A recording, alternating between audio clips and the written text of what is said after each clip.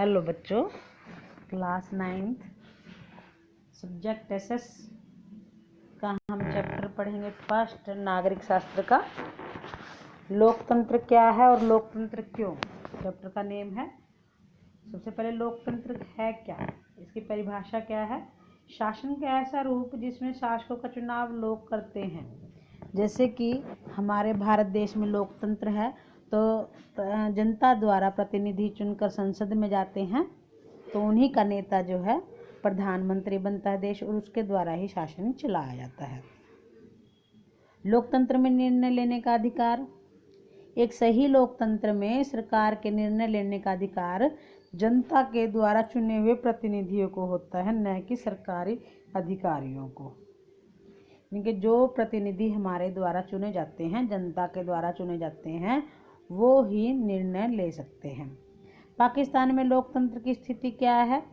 राष्ट्रपति परवेज मुशर्रफ ने सन 2002 में एक जनमत संग्रह द्वारा स्वयं को देश के निर्वाचित प्रतिनिधियों के रूप में स्थापित किया था, लेकिन उसके सरकार के अधिकतर निर्णय उसके द्वारा मनोनीत अधिकारियों द्वारा ही लिए जाते थे, तो ये सही अर्थों में लोकतंत्र नहीं था। चीन में लोकतंत्र कैसा है। चीन में निर्वाचित सरकार है, लेकिन हम उसे लोकतंत्र नहीं कह सकते, क्योंकि वहाँ सभी लोगों को स्वतंत्र रूप से चुनाव में भाग लेने का अधिकार नहीं है। एक व्यक्ति एक वोट। लोकतंत्र में प्रत्येक नागरिक का एक ही वोट होना चाहिए और वोट का एक समान मूल्य होना चाहिए। जिम्बाब्वे में लोकतंत्र, वहाँ राष्ट्रपति रॉबर्ट मुगाबे चुनाव में गलत तरीके अपनाकर निरंतर चुनाव जीतता है। लोकतंत्र और कानून। लोकतंत्र के देश नेता बदलने से अस्थिरता पैदा हो जाती है, चुनाव पर अधिक धन खर्च होता है, प्रतिनिधियों के बीच चर्चा से कानून में देरी हो जाती है, कानून के बनने में देरी हो जाती है। लोकतंत्र में राजनीतिक लड़ाई अधिक और नैतिकता कम होती है। लोकतंत्र के गुण भी हैं। सभी नागरिकों को समानता प्रदान होती है, अधिक जवाबदेही वाला शासन होता है, बेहतर निर्णय की संभावना होती है, नागरिकों के सम्मान में बढ़ोतरी होती है। तो अब बच्चों ये चैप्टर में हमने यही पढ़ना है, तो आगे हम वेरी शॉर्ट प्रश्न करेंगे, हम शॉर्ट आंसर करेंगे। लोकतंत्र का अर्थ क्या है।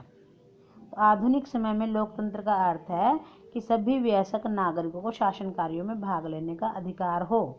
लोकतंत्र जनता के लिए और जनता के द्वारा शासन होता है। आधुनिक लोकतंत्र में स्वामी और सेवक, धनी और निर्धन में कोई अंतर नहीं होता।